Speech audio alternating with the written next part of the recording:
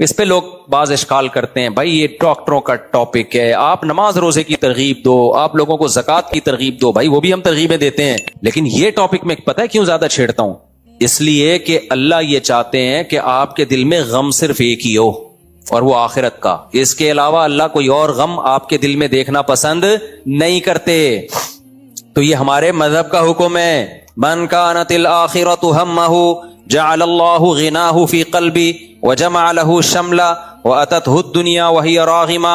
نبی صلی اللہ علیہ وسلم نے فرمایا جس کا صرف ایک غم ہو گیا آخرت، اللہ کو خوش کرنا ہے، اللہ کو راضی کرنا ہے، تو اللہ اس کے سارے غموں کو ختم کر کے ایک غم بنا دیتے ہیں، بس آخرت، اور اس کی فکروں کو سمیٹ دیتے ہیں. اس کی ٹینشنیں کیا ہو جاتی ہیں؟ سمٹ جاتی. اور اگر ایسا واتته الدنیا وہی راغمہ، فرمایا دنیا پھر آتی، پھر بھی آتی ہے لیکن ذلیل ہو کے آتی ہے. نہیں آئی بات سمجھ میں؟ پھر بھی دنیا ملے گی، دنیا کو لات مارے گا مگر پھر بھی دنیا ملے گی. مگر اس ملنے میں اور پیچھے بھاگنے میں ملنے میں فرق یہ ہے کہ ناک رگڑتی بھی آئے گی، اور اگر پیچھے بھاگتے رہے تو ذلیل ہو کے ملے گی. نہیں آئی میرا خیال ہے بات؟ دیکھو دو طرح کے رشتے ہوتے ہیں. ایک ہوتا ہے رشتہ آیا، آپ نے استغنا دی، میرے پاس ٹائم نہیں ہے، پھر بھی مل گیا آپ کو، کیا خیال ہے بھائی؟ عزت کے ساتھ. اور ایک ہوتا ہے پکڑے گئے گھنٹی بجاتے ہوئے، موبائل خط پارسل کرتے ہوئے، پٹے. یہ بھی ہو گیا لیکن کیسے ہوا؟ ذلیل ہو کے ہوا نا. ایک جاب ہوتی ہے، کمپنی آپ کو بلاتی ہے، سر آپ ہمارے معیار پہ پورا اترتے ہیں، آپ کے ہم نے ڈاکومنٹس دیکھے ہیں بہترین. آپ کہتے ہو بھائی یہ تنخواہ مجھے پسند نہیں ہے. نہیں سر، آپ جو تنخواہ بولیں گے ہم آپ کو وہ دیں گے. اس میں آپ کی عزت ہوگی نا؟ کیا خیال ہے بھائی؟ بات بات پہ آپ بولو گے بھائی تم نے رکھا ہے، ہم نے تھوڑی رکھا ہے، ہم نے تھوڑی کہا تھا، آپ نے خود رکھا ہے ہم کو. اور دوسرا یہ ہوتا ہے کہ آپ بھکاریوں کی طرح. ایک صاحب نے بتایا نا کہ میری شادی نہیں ہوتی، تو میں نے ان سے کہا کہ کیسے رشتہ بھیجتے ہو؟ کہتے ہیں میں جاتا ہوں، اپنے فضائل سناتا ہوں، اتنا ان کو سمجھاتا ہوں، اتنا پیچھے پڑتا ہوں، پھر بھی نہیں دیتے. میں نے کہا اسی وجہ سے تو نہیں دیتے آپ کو کہ وہ اپنی بیٹی کے فائدے کے لیے اپنی بیٹی کی آپ سے شادی کر رہے ہیں، آپ کے فائدے کے لیے نہیں کر رہے. کہ آپ کو کہہ رہے ہیں میں بتاتا ہوں مجھے اتنی شدید ضرورت ہے. میں کہتا ہوں بھائی یہ بولا کرو کہ میری یہ کوالٹی ہے، تو ان کو لگے گا کہ آپ ان کی ضرورت ہو تو کر دیں گے، نہیں لگے گا تو آپ کا اسٹائل ہی ایسا ہے، ان کو لگتا ہے کہ یہ بھکاری ہے، اس کو ضرورت ہے، تو وہ اپنی ضرورت دیکھیں گے تو ہوگا نا. تو اللہ کے نبی نے کیا فرمایا بھائی؟ بہت اہم حدیث ہے، یاد رکھو، کاش یہ سمجھ میں آ جائے، کاش یہ سمجھ میں آ جائے. فرمایا من کانت الآخرۃ ہمہ، ساری فکریں جس نے ختم کر دی نا. فکریں ختم کرنے کا مطلب یہ نہیں کہ دنیا کی محنت ختم کر دی. پیسہ کمانے کی محنت ضروری، صحت بنانے کی محنت ضروری، پیسہ کمانے کی فکر ضروری نہیں ہے، ناجائز ہے. ٹینشن لینا ناجائز ہے، کیوں نہیں آ رہا، اتنی محنت کر رہا ہوں آ کیوں نہیں رہا، یہ محنت تھوڑی ہے، یہ کیا ہے؟ ٹینشن. بھائی آپ کا کام تھا مشورے لے کے بزنس شروع کرنا، جاب کرنا، آپ نے کر لی. آپ کا کام تھا بچے کو پڑھانا، آپ نے چوائس کیا کہ یار کمپیوٹر سائنس پڑھاتا ہوں بچے کو یا چارٹرڈ اکاؤنٹنٹ بناتا ہوں، پورے ٹیوٹر لگا دیا، پھر بھی نہیں پڑھ رہا. ٹینشن، ابے یہ کیا کرے گا مستقبل میں. بھائی کوئی بات نہیں، آپ کا جو کام تھا آپ نے پورا کر لیا، اب آپ نے اس کی ٹینشن بولو نہیں. ٹینشن صرف ایک ہی رکھنی ہے، سمجھ رہے ہو؟ وہ کیا ہے؟ آخرت میں کیا ہوگا میرا. تو نبی نے خوشخبری سنائی، جس نے ایک ٹینشن رکھی نا کہ آخرت، کام تو سارے کرنے ہیں دنیا کے، ٹینشن صرف ایک، تو آپ صلی اللہ علیہ وسلم نے فرمایا اس کو دنیا میں یہ انعام ملتا ہے کہ من کانت الآخرۃ جعل اللہ غناہ فی قلبی. سب سے پہلا انعام یہ ملتا ہے، بہت اہم حدیث ہے، کئی بار میں اس پہ بیان کر چکا ہوں. سب سے پہلا انعام پتہ ہے کیا ملتا ہے؟ جعل اللہ غناہ فی قلبی. دل مالدار ہو جاتا ہے اس کا. مالدار آدمی کو غریب کی دھمکیوں سے ڈر لگتا ہے؟ بولو. غریب اس کی بے عزتی کرے تو مالدار اپنی بے عزتی محسوس کرتا ہے؟ کہتا ہے بھائی کیا ہے تیری، کیا جیسے بنیان سونگنے والے میرے خلاف فتویٰ دیں تو مجھے خوشی ہوتی ہے، میں کہ اس سے تھوڑی سی عزت ہماری اور زیادہ الحمدللہ بڑھ جائے گی. تو ہاں، اپنے جیسے آدمی سے جب انسان کا مقابلہ ہوتا ہے نا تو اس کی تعریف کو ویلیو بھی دیتا ہے اور اس کی توہین کو بھی ویلیو دیتا ہے. تو نبی صلی اللہ علیہ وسلم نے فرمایا جس نے ایک فکر بنا لی نا اپنی، سب سے پہلا انعام جعل اللہ غناہ فی قلبی، دل مالدار ہو جائے گا. بے شک پھٹے پرانے کپڑے پہنے ہو، پیسہ نہ ہو، رہے گا ایسے جیسے ڈیفنس کے سارے بنگلے اسی بحریہ ٹاؤن اسی نے بنایا ہے. اسٹائل یہ ہوگا زندگی گزارنے کا. اور خدا کی قسم ہم نے دیکھا ہے اپنی آنکھوں سے. سب سے پہلے تو ہم نے اپنے شیخ کو دیکھا تھا، پھر اور ہم نے علماء کو، اور بہت سارے علماء کے علاوہ بھی بہت سارے لوگوں کو دیکھا. جیب میں دھیلا نہیں ہے، کھانے کی روٹی نہیں ہے، رہتے ایسے جیسے ابھی ریاض ملک سے مل کے آ رہے ہیں. کیا نام ہے؟ ملک ریاض ہے؟ ملک ریاض نام ہمیشہ میں الٹا سیدھا کر دیتا ہوں غلطی سے. ملک ریاض سے مل کے آ رہے ہیں اور ابھی ان کی بہت بڑی ڈیلنگ ہوئی ہے. ہمارے حضرت فرماتے ہیں کہ جب دارالعلوم کراچی میں پڑھایا کرتا تھا تو میری تنخواہ سے زیادہ بیل کی تنخواہ تھی. وہاں کھیت بھی تھا نا, ہل چلانے کے لیے بیل پہ زیادہ خرچہ ہوتا تھا. شیخ الحدیث کی تنخواہ کم تھی, سب بیچاروں وسائل کم تھے مدرسے کے پاس. تو فرماتے میں رہتا ایسے تھا, انڈا کھانے کے پیسے نہیں تھے ناشتے میں, انڈا کھانے کے پیسے نہیں تھے. کہتے ہیں سال میں ایک دفعہ لاہور کا سفر ہوتا تھا اپنے شیخ کی زیارت کے لیے, کیونکہ ہم لوگ کے ہاں بزرگ ہوتے ہیں الحمدللہ. جن کے ہاں بزرگ ہوتے ہی نہیں ہے وہ تو پھر زیارت ویارت ہوتی نہیں ہے. لیکن وہ والے بزرگ ہم لوگ کے یہاں نہیں ہوتے کہ جو چاند پہ بھی قدم رکھ رہے ہیں. اور بھی کچھ 2-3 رپورٹیں آئی ہیں ابھی, اور بھی آئی ہیں. اتنی قبر میں فرشتے نے دھوبی سے پوچھ لیا تھا کہ تمہارا رب کون ہے, تو دھوبی نے فرشتے کی واٹ لگا دی تھی. کچھ اس طرح کی رپورٹیں بھی آئی ہیں. قبر میں فرشتے نے دھوبی سے پوچھا من ربو کا, دھوبی نے رکھ کے لگا دیا. اس کو بولا بھائی میں کس کا دھوبی ہوں, کچھ اس طرح کا چماٹ لگایا یا کچھ 12 رپورٹ ہے. تو یہ والا نہیں. شیخ عبد القادر گیلانی رحمۃ اللہ علیہ بہت بڑے بزرگ تھے, یاد رکھو. لیکن ان کے کھاتے میں جو چیزیں ڈالی ہوئی ہیں وہ بھی حیران ہوں گے, یار یہ تو میں نے کیا ہی نہیں. بعض بڑے اللہ والے لوگ گزرے ہیں تو خامخواہ میں ان کے کھاتے میں لوگوں نے چیزیں ڈالی ہوئی ہیں. خیر, تو لیکن ہم لوگ کے ہاں بھی بزرگ ہوتے ہیں الحمدللہ. تو ہمارے شیخ سال میں ایک دفعہ سفر کرتے تھے ٹرین سے, تو ٹرین کے پیسے بچانے کے لیے نا پورے سال اپنی تنخواہ سے جوڑ کے پیسے جمع کرتے تھے, پھر ٹرین کا ٹکٹ نکلتا تھا. نہیں آئی سمجھ میں بات؟ اتنی قربانی کے بعد جو اپنے شیخ کی اور بزرگ کی زیارت کرے گا تو اس کی برکتیں بھی حاصل ہوں گی کہ نہیں ہوں گی؟ تو برکتیں بھی حاصل ہوتی ہیں اس کی. تو فرماتے ہیں لیکن رہتا میں ایسے تھا کہ لوگ مجھ سے قرضہ مانگنے کے لیے آتے تھے. آج اتنا پیسہ ہوتا ہے لیکن آپ دیکھو سب مدرسوں کے محتمم کی بات میں نہیں کرتا, سارے برے نہیں ہوتے لیکن کچھ برے بھی ہوتے ہیں. بعض لوگ مدرسے بناتے ہیں ادھر, بعض لوگ ٹرسٹ بھی ایسے ہی کرتے ہیں, ٹرسٹ بناتے ہیں اربوں خربوں روپے کرپشن کر کے جمع کر رہے ہیں. کپڑے ایسے پہن کے گھومیں گے, آدمی کہتا ہے سب سے پہلے تو اس کو زکات دو. یار تم سوٹ ٹائی پہن لو, کوئی اچھے کپڑے پہن لو. یہ شو کرنے کے لیے کہ ہمارے پاس تو بالکل ہم تو سادہ ہیں, ہم تو غریبوں کی یعنی ویلفیئر میں مرے جا رہے ہیں. اتنا کیوں مر رہے ہو؟ کپڑے صحیح پہن لو بھائی. نہیں آئی میرا خیال ہے بات سمجھے بھائی. نارمل جیسے تمہیں اللہ نے سارے رہتے ہیں, کیوں ایسا غریب بن رہے ہو؟ میرے کپڑے بھی میلے ہو رہے ہیں, ٹائم نہیں ملا مجھے بدلنے کا. یہ مطلب نہیں ہے کہ آپ مجھے زکات دیں. میرے استری ہوئے کپڑے لٹکے ہوئے, آج مہمان آ گئے تھے تو ٹائم نہیں ملا مجھے. اللہ نے دیا ہوتا ہے. یہ کام زیادہ تر وہ لوگ کرتے ہیں جو 2 نمبر قسم کے محتمم اور ٹرسٹ چلانے والے لوگ ہوتے ہیں. 2 نمبر محتمم کی بات کر رہا ہوں, وہ ہمیشہ ایسے رہے گا جیسے پتہ نہیں کیا ہے اس کے, لیکن اوپر گاؤں میں زمینیں بنا رہا ہوگا, ادھر زمینیں بنا رہا ہوگا. اور جب بھی گھر جا کے دیکھو گے, ایسے مولویوں کو بھی میں جانتا ہوں, چندہ لے کے اتنی پراپرٹی بنا دی, جب ان کے گھر جاؤ آدمی کہتا ہے تھوڑے سے مجھ سے بھی پیسے لے لے یار تو. یہ استغنا نہیں ہے, یہ کیا ہے؟ بھکاری پن ہے, بھکاری پن. اپنا گیٹ اپ ایسا بنا کے رکھو لوگ سمجھے پیٹ بھرا ہوا ہے, کھاتے پیتی فیملی سے اس کا تعلق ہے. بے شک گھر میں آٹا نہ ہو, صبح راشن کے پیسے نہ ہو.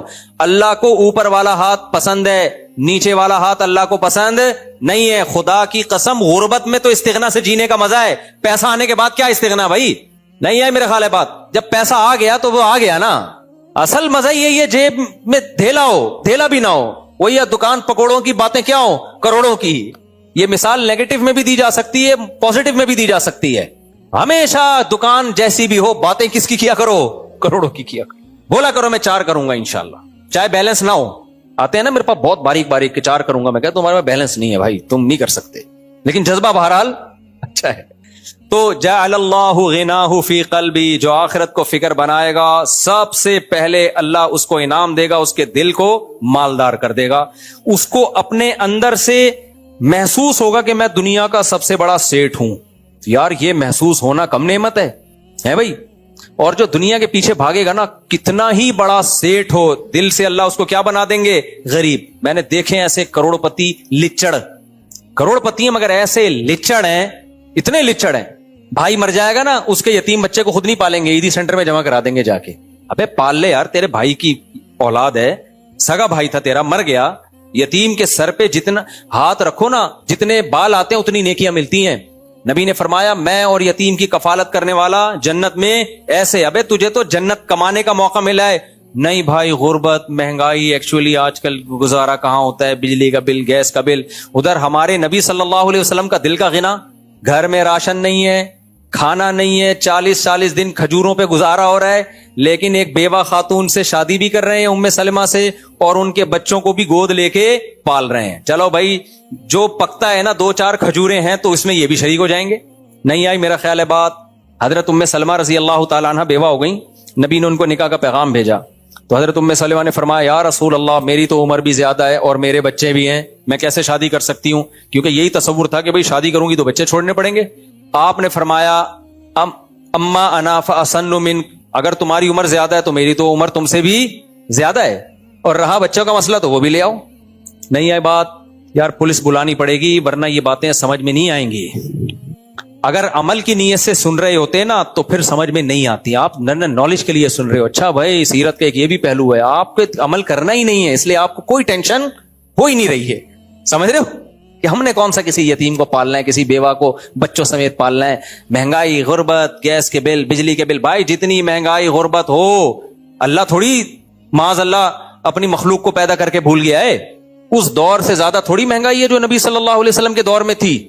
اتنی ازواج کو کا خرچہ اٹھا رہے ہیں اور گھر میں 40 دن چولہا نہیں جل رہا, لیکن یہی سوچ کے چلو جیسے باقی چل رہے ہیں 2-3 اور افراد چلیں گے. تبھی میں کہتا ہوں نا باپ سے کہ بیٹا اگر سمجھدار ہے شادی کر دے, بہو آ جائے گی 2 روٹی زیادہ پک جائے گی نا, کیا خیال ہے.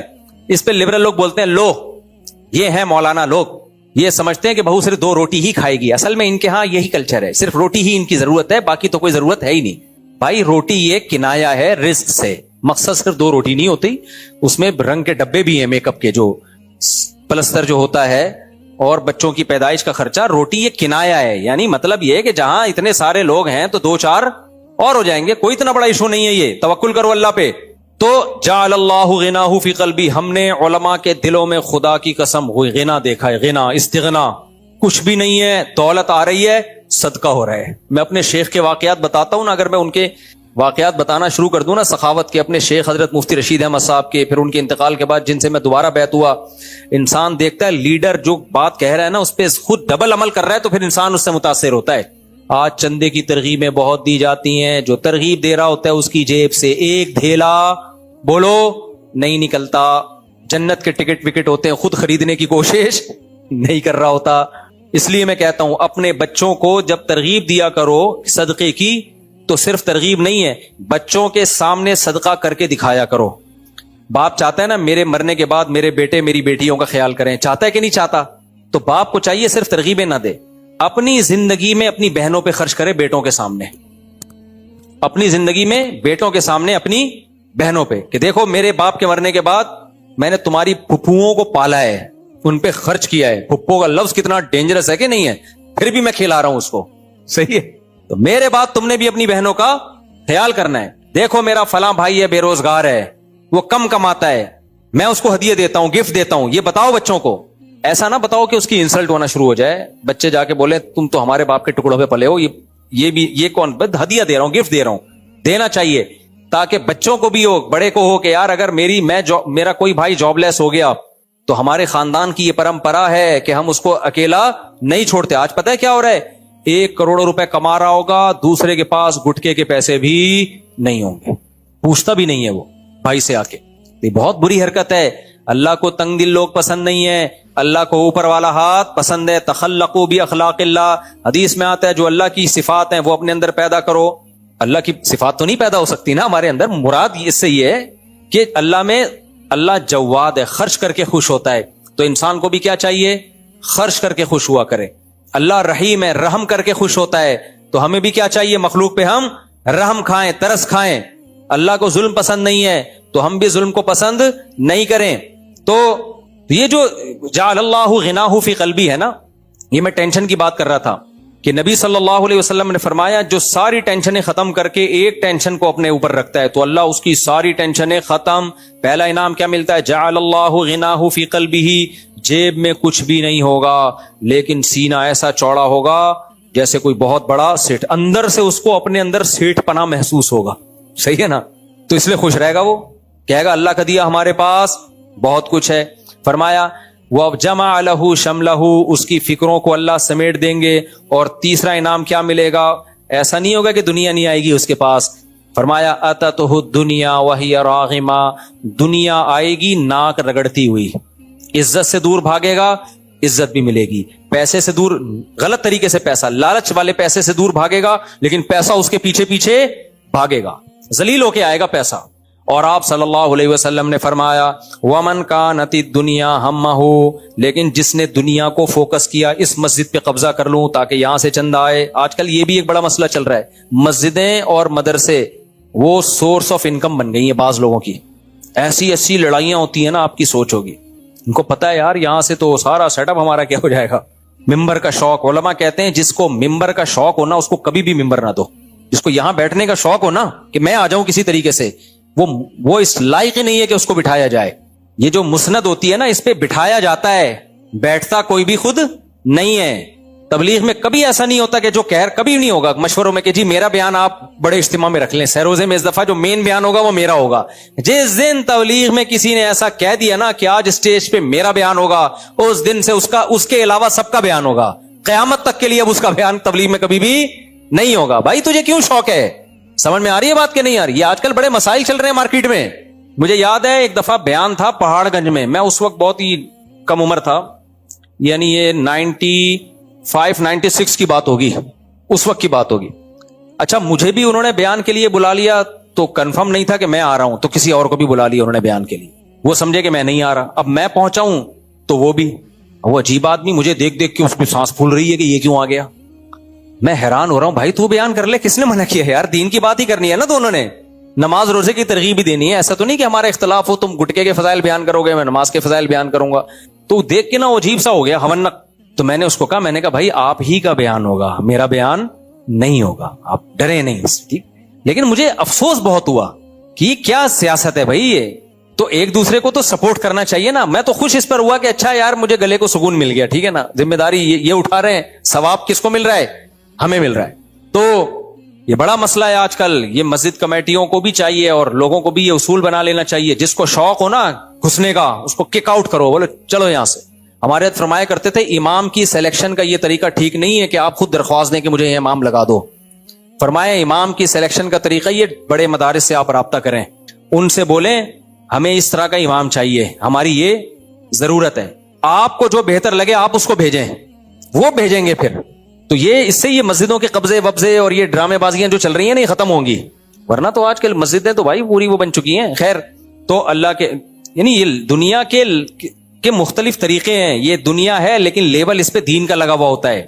تو نبی صلی اللہ علیہ وسلم نے فرمایا کہ من کانت الدنیا ہمہ، جس نے دنیا کو اپنی فکر بنایا، سب سے پہلا عذاب پتہ ہے کیا ہوگا؟ جعل اللہ فقرہ بین عینیہ. کیسی خطرناک الفاظ ہیں. آپ نے فرمایا اللہ اس کی نگاہوں کے سامنے فقر و فاقہ پیدا کر دے گا. سامنے جیسے کوئی سامنے چڑیل کھڑی بھی ہو، زندگی میں کبھی سکون ملے گا آپ کو؟ یہ نہیں نبی نے فرمایا کہ فقر و فاقہ اس پہ مسلط کر دے گا، نا. فقر و فاقہ کا خوف، غربت کا خوف ہر وقت اس پہ مسلط رہے گا. ایک ہوتا ہے نا جن نے آپ کو پکڑ لیا، وہ اتنی بڑی ٹینشن نہیں، اب تو پکڑ ہی لیا نا. کیا خیال ہے؟ جیسے وہ آدمی گیا نا جنگل میں قضائے حاجت کے لیے، شیر بیٹھا ہوا تھا، تو اس نے کہا ہمارا تو حساب کتاب ہو گیا، اب تو ہی کر لے جو بھی کرنا ہے تو نے. اب تو ہو گیا نا، خوف جو تھا وہ اس کا آؤٹ پٹ سامنے آ گیا.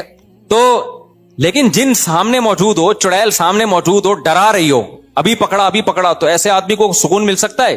تو نبی صلی اللہ علیہ وسلم نے فرمایا کہ جس شخص کے دل میں دنیا کی محبت، دنیا کی ہوس، کتنی ہی دولت آ جائے، ہر وقت غربت کا خوف، فقر و فاقہ کا خوف، دنیا کی نعمتیں چھننے کا خوف، بینا ہی نہیں، اتنا سامنے ہوگا، آنکھوں کے بالکل سامنے، ہٹے گا ہی نہیں اس سے. سوئے گا خیال آئے گا ابے میری فیکٹری میں آگ نہ لگ جائے، ابے ایسا نہ ہو کہ یہ چیز مہنگی ہو جائے، اس کی امپورٹ بند ہو جائے، ابھی ایسا نہ ہو کہ اس کی ایکسپورٹ بند ہو جائے، ابھی ایسا نہ ہو پاکستان کے حالات اور خراب ہو جائیں، چلو باہر چلتے ہیں، ابھی ایسا نہ ہو باہر کے حالات بھی خراب ہو جائیں، ابھی ایسا نہ ہو جائے، ابھی ایسا نہ ہو جائے، ایسا نہ ہو کرفیو لگ جائے، ایسا نہ ہو یہ ہو جائے. ہر وقت چڑیلوں کی طرح نا غربت کا خوف اس کو ڈراتا رہے گا. اور یہ بھی مشاہدے پر مبنی ایک حقیقت ہے. ہم نے بڑے بڑے فیکٹریوں کے مالکان کو اسٹریس اور ڈپریشن میں دیکھا ہے. میں ان سے کہتا ہوں تمہارے پاس تو سب کچھ ہے، کہتے ہیں لیکن شیورٹی نہیں ہے، یقین نہیں ہے کہ رہے گا، کہیں چھن نہ جائے. ابھی وہ آئے ہوئے تھے نا آفاق احمد، نہیں ہو جو یوٹیوبر ہیں لندن میں، بڑا زبردست اچھا آدمی ہے. تو وہ پہلے اداکاروں فنکاروں کے ساتھ ان کا اٹھنا بیٹھنا کافی زیادہ تھا، پھر توبہ طائب کی اللہ نے توفیق دی تو چینل وینل بنا کے. تو کہہ رہے مجھ سے بالی ووڈ کے بہت سارے ایکٹر ملتے تھے، تو میں ان سے پوچھا تمہیں ٹینشن کیا ہے؟ کہتے ہیں ہمیں بڑھاپے کی ٹینشن ہے. ہمیں کس بات کی ٹینشن ہے؟ بڑھاپا نہ آئے بھائی. کیونکہ ہمارا جو ہمیں عزت پیسہ ملا وہ ساری ملا ہی شو بازی پر ہے نا. کیا خیال ہے بھائی ہیرو کو کس بات کے پیسے ملتے ہیں؟ ہینڈسم نظر آئے, اسمارٹ نظر آئے. ہیروئن کو کس بات کے پیسے ملتے ہیں؟ بیوٹی کے. کروڑوں روپے ان کے بیوٹی پارلر میں خرچ ہوتے ہیں. تو ان دونوں طبقوں کو, ہیرو ہیروئن اور یہ جو ایکٹروں کی دنیا ہے, ان کو ہر وقت ایک خوف ہے کہ ہم آج جوان ہیں کل بوڑھے ہوں گے. اس وقت سوسائٹی میں ہماری 2% کی عزت, جملہ کمپلیٹ کر لیں, نہیں 2% کی عزت نہیں. یہ علماء کو اللہ نے عجیب نعمت دی ہے, جتنے بوڑھے ہوتے ہیں اتنی ویلیو بڑھتی ہے. کیا خیال ہے بھائی؟ اور بزرگی پیدا ہوتی ہے اور اللہ سے تعلق بڑھتا ہے. لیکن ان بیچاروں کو ایک خوف ہے. میں تو ترس کھا کے کہہ رہا ہوں, میرا طنز مقصد نہیں ہے, ہر وقت خوف. آپ کہتے ہو نہیں بھائی یہ تو بوڑھے ایکٹر بھی اسٹیج پہ بلائے جاتے ہیں, ان کو ایوارڈ دیے جاتے ہیں جو بوڑھے ہوتے ہیں ویل چیئر پہ. یار بھائی صاحب صرف اتنی دیر کی عزت مل رہی ہوتی ہے ان کو. ڈاکٹر ذاکر نائک صاحب نے ایک اچھا لفظ سیکھ لیا, بھائی صاحب آپ غلط فہمی میں مبتلا ہو, یہ ان کو صرف اتنی دیر کی عزت مل رہی ہے جتنی دیر اسٹیج پہ, اس کے بعد کوئی پرسان حال. کیونکہ شادی بھی نہیں کی ہوتی ان لوگوں نے, بچے بھی نہیں ہوتے, ہوتی ہے تو ایک آدھ بچہ, وہ بھی آج کل کلوننگ سے ہو رہا ہے, پتہ نہیں ٹیسٹ ٹیوب سے ہو رہا ہے, وہ بھی نیچرل نہیں ہو رہا کہ بچے کو ماں کی بھرپور ممتا ملے. حملت امہ کرہن ووضعتہ کرہا, اللہ کہتے ہیں تمہاری ماں ہے, اس نے تمہیں پیٹ میں رکھا تکلیف کے ساتھ, جنا تکلیف کے ساتھ, 2 سال تمہیں گود سے لگا کے رکھا, 2.5 سال, تو یہ بھی سسٹم ختم. ماں ہے ڈی این اے میں ہے ماں, باقی پیٹ بھی کسی اور کا استعمال ہوا, جننے کی تکلیف کسی اور نے اٹھائی, دودھ ڈبے نے پلایا. تو کیا ماں اولاد کا بھی وہ مضبوط رشتہ نہیں رہتا بھائی؟ بہن بھائیوں کی نعمت تو ملتی نہیں ان بچوں کو, ایک آدھی ہوتا ہے, تو ساری محبتیں تو ختم. تو ان کو سب سے زیادہ ٹینشن بیچارے ایکٹروں کو جو ہوتی ہے, میں طنز میں نہیں کہہ رہا, ہو سکتا ہے بھائی ہم سے اچھے ہوں, ہمارا گیٹ اپ دینداری والا ہو, یہ تو آخرت میں پتا چلے گا کون اچھا ہے کون برا ہے. اور ہم اگر کچھ تھوڑے بہت نماز روزے کی توفیق ملتی ہے تو ہمارا کیا کمال ہے. تو اللہ نے اچھے ماحول میں پیدا کر دیا, ہمیں تو ڈر لگتا ہے کہ اتنے اچھے ماحول میں یہ لوگ پیدا ہوتے تو شاید ہم سے زیادہ اچھے ہوتے. لیکن بہرحال یہ قابل طرز زندگی ہے میرے بھائی. ہر وقت خوف کس چیز کا؟ بڑھاپے کا. اس خوف کو ختم کرنے کے لیے مسکراتے بھی ہیں, ہنستے بھی ہیں, ایک کوشش کرتے ہیں لائف کو انجوائے کرنے کی. لیکن نبی کے الفاظ کیا ہیں؟ جعل اللہ فقرہ بین عینیہ, نا نا نا نا, وہ خوف کی چڑیلیں سامنے آ کے وقتاً فوقتاً ڈراتی رہیں گی. آپ ذرا دیکھ لیا کرو جو 1975 کے ہیرو اور 2024 میں وہ کیسا لگ رہا ہے. گوگل پہ لکھو 1975 میں کوئی ہیرو تلاش کرو اور دیکھو 2024 میں وہ کیسا لگ رہا ہے, تو آپ کو اندازہ ہو جائے گا کہ اب کیسا لگ رہا ہے. تو ظاہر ہے تو جب ہمیں پتا ہے تو ہر ایک کو پتا ہوگا نا, یہ تو جس پہ گزرتی ہے وہ نہیں سوچتا ہوگا. تو یہ دنیا بڑی اندھیری ہے. اسی کے لیے شاعر نے کہا ہے, رنگ رلیوں پہ زمانے کی نہ جانا اے دل, یہ خزاں ہے جو با انداز بہار آئی ہے خزاں لیکن اسٹائل اس کا بہاروں والا ہے. تو نبی صلی اللہ علیہ وسلم نے فرمایا جعل اللہ فقرہ بین عینیہ, جو دنیا کو اصل ہدف بنائے گا, اللہ کو بھول جائے گا, اللہ کو اپنی زندگی سے نکالے گا, اللہ اس کے نگاہوں کے سامنے فقر و فاقہ رکھ دیں گے. فقر و فاقہ سے صرف فقر و فاقہ مراد نہیں ہے, ہر چیز کا خوف. عزت کو مقصد بنائے گا تو عزت چھننے کا خوف اس کے سامنے ناچے گا, رقص کرے گا. دولت کو مقصد بنائے گا تو دولت چھننے کا خوف اس کے سامنے ہر وقت رقص کرتا رہے گا.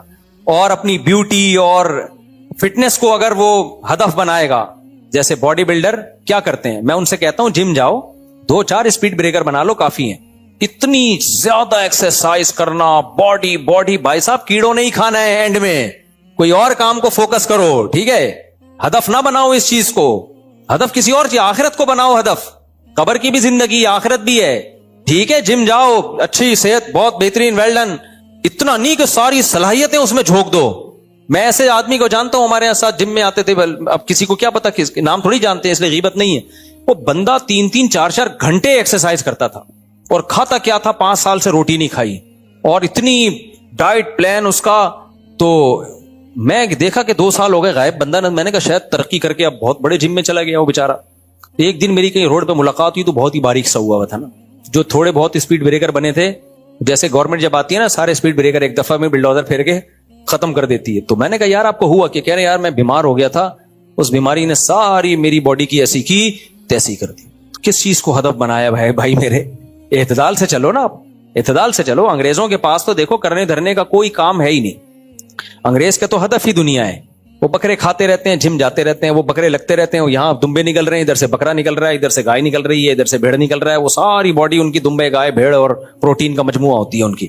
ہم تھوڑی بھائی, ہمیں تو اللہ نے آخرت کے لیے پیدا کیا. کچھ تہجد میں ٹائم لگاؤ, کچھ ذکر اذکار میں ٹائم لگاؤ, کچھ نماز روزے میں ٹائم لگاؤ, کچھ تلاوت میں ٹائم لگاؤ, کچھ اللہ اللہ کرو, کچھ دینی محفلوں میں بیٹھنے کے لیے ٹائم نکالو, کچھ بزرگوں کی صحبت میں بیٹھنے کے لیے ٹائم نکالو, کچھ قرآن سیکھنے کے لیے ٹائم نکالو, کچھ قرآن پڑھانے کے لیے ٹائم نکالو, کچھ دعوت اور تبلیغ کے لیے ٹائم نکالو. ہم نے ان سب چیزوں کے لیے ٹائم نکالنا ہے.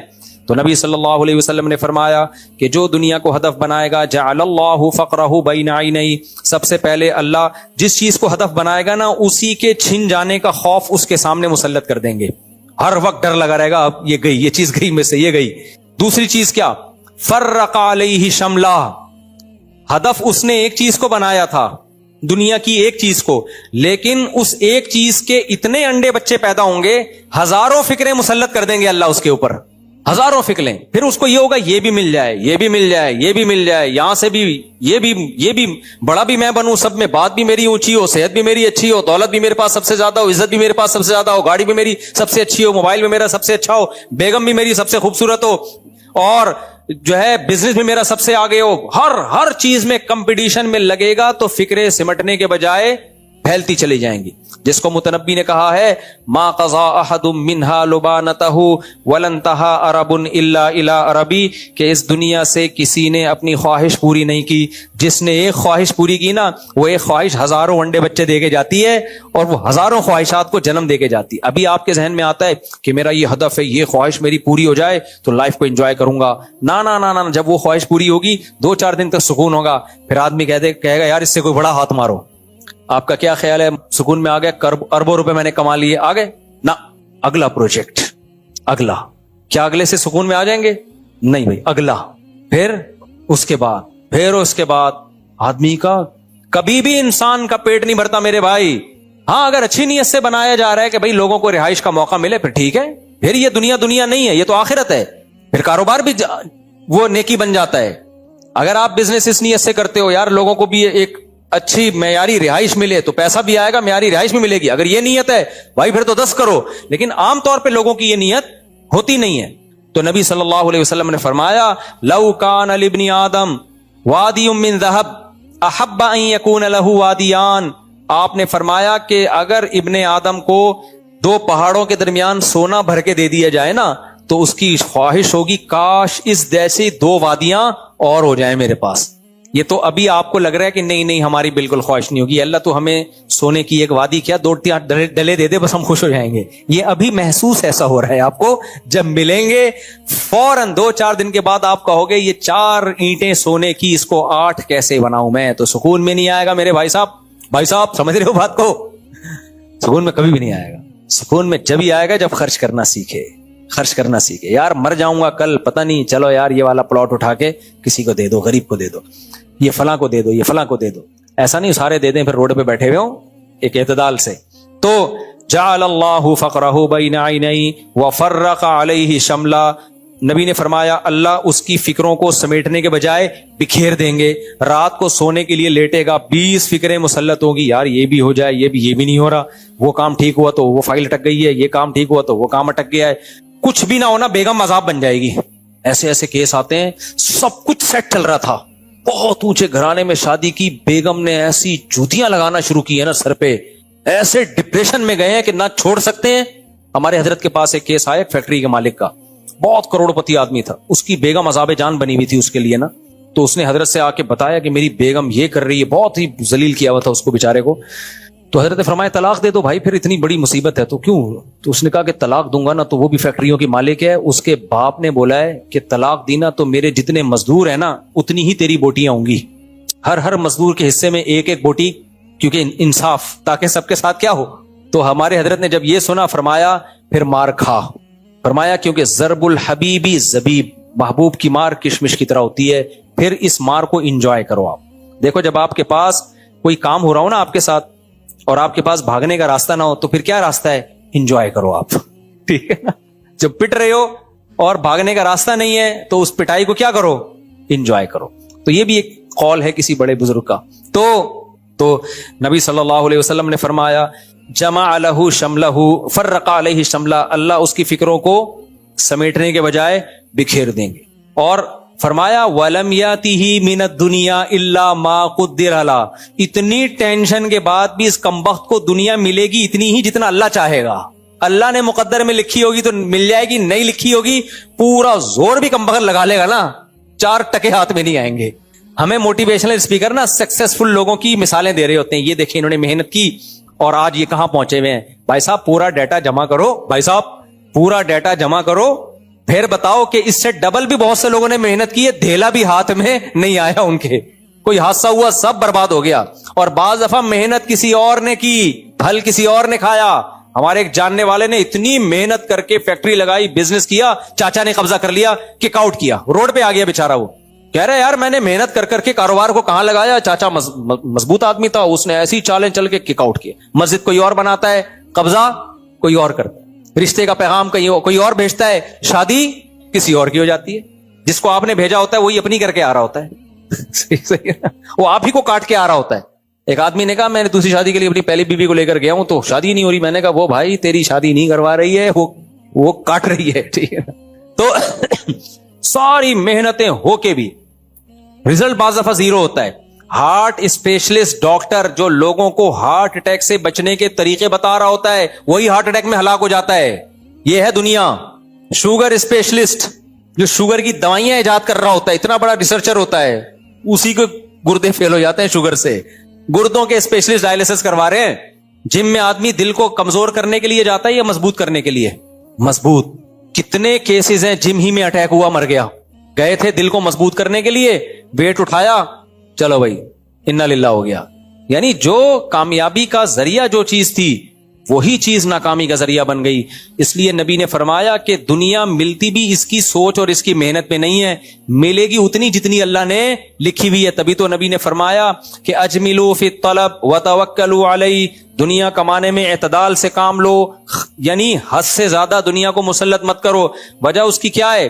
اللہ پہ توکل کرو, اس لیے کہ اللہ نے مقدر میں لکھی ہوئی ہے اپنے نصیب سے زیادہ کا تم نہیں کما سکتے.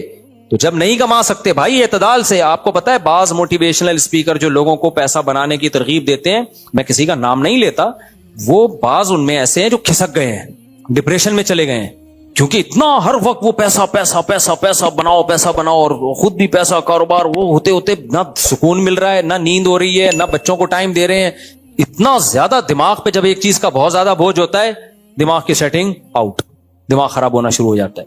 تو یہ نبی صلی اللہ علیہ وسلم کی حدیث کا مطلب ہے. تو میں ٹینشن پہ اس لیے بار بار میرے بھائی بیان کرتا ہوں کہ میں کوئی سائیکیٹرسٹ نہیں ہوں, سائیکولوجسٹ نہیں ہوں. یہ ٹینشن اللہ کو پسند نہیں ہے. یہ وہ ٹینشن ہے جس پہ ثواب نہیں ملے گا آپ کو, بلکہ گناہ ملے گا. اب دیکھو پچھلے جو قومیں تھی نا انبیاء کی, وہ گھر بنانے کی ٹینشن بہت زیادہ لیتی تھی. پچھلی جو قومیں ہیں, قوم عاد, قوم سمود, ان کی ٹینشنوں میں ایک بہت بڑی ٹینشن یہ تھی کہ گھر ذاتی ہونا چاہیے, مضبوط ہونا چاہیے. ہونا چاہیے اچھی بات ہے, مضبوط بھی ہونا چاہیے.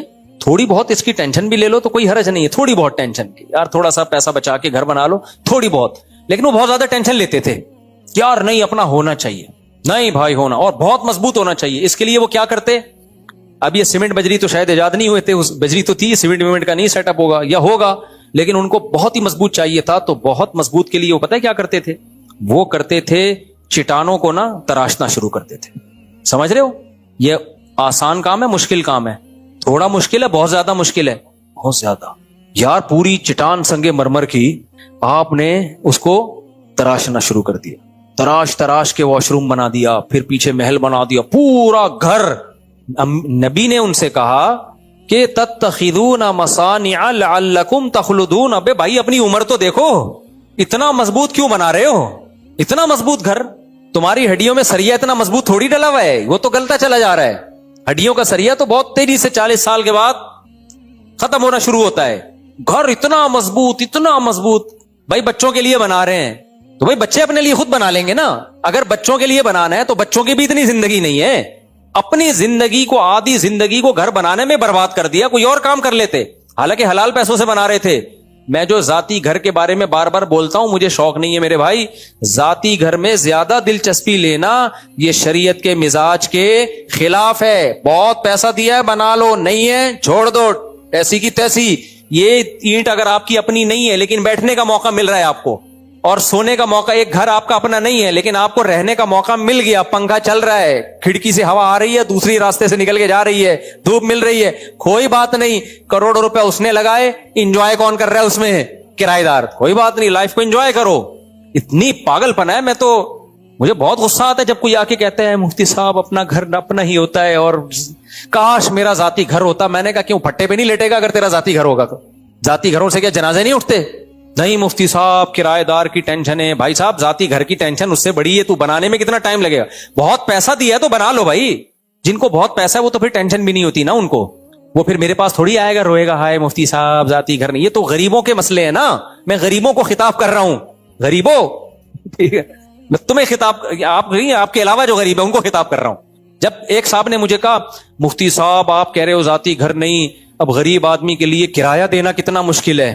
میں نے کہا یار آپ کے مینٹل لیول کو سلام ہے, بیچارے غریب کے لیے کرایہ دینا مشکل ہے, کروڑوں روپے کا ذاتی گھر خریدنا آسان ہے. جس کے لیے کرایہ دینا مشکل ہے ہم اس کو ترغیب دے رہے ہیں ذاتی گھر ہونا چاہیے. وہ ڈپریشن سے نہیں مرے گا تو اور کیا ہوگا؟ مر رہے ہیں خالی, یہ ہوائی بات نہیں ہے.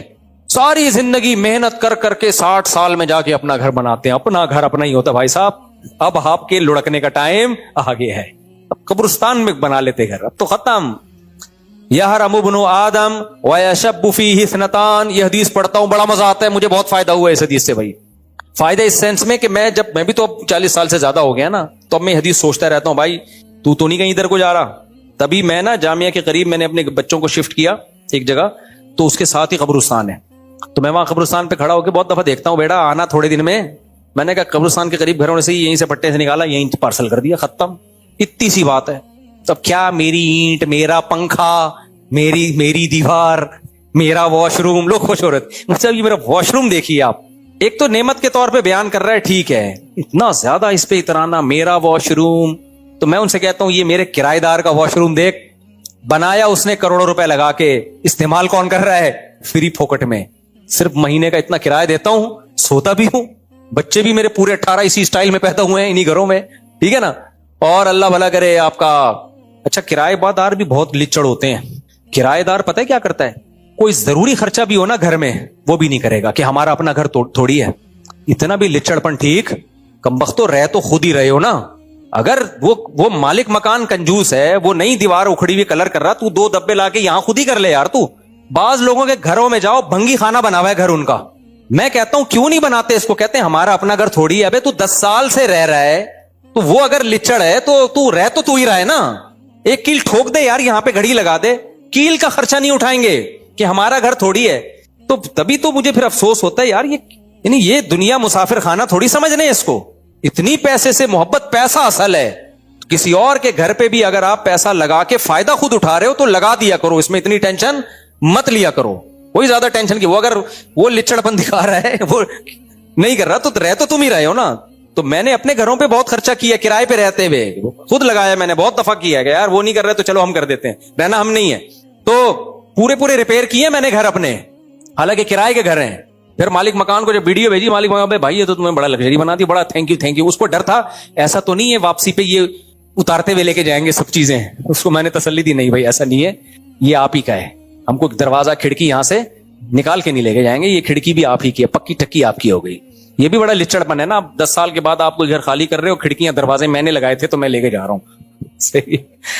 تو میرے بھائی میں زیادہ شو مارنا مقصد نہیں ہے میرے بھائی. میں بار بار جو ان چیزوں پہ اتنا بیان کرتا ہوں, دنیا کی محبت ختم کرو. اللہ کو دنیا کی محبت دنیا مردار کی محبت ہے. نبی صلی اللہ علیہ وسلم نے فرمایا, آپ کی دیکھو موٹیویشن کیسی تھی. آپ صلی اللہ علیہ وسلم ایک دفعہ کچرے کے ڈھیر سے گزرے, ایک بکری کا مرا ہوا بچہ پڑا ہوا ہے.